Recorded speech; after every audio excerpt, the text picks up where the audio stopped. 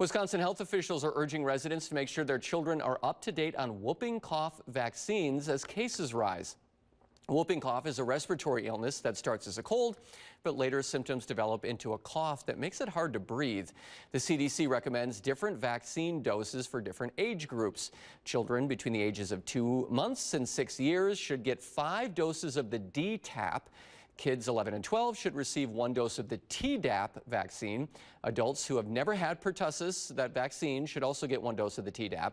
And pregnant women should receive Tdap between 27 and 36 weeks of pregnancy.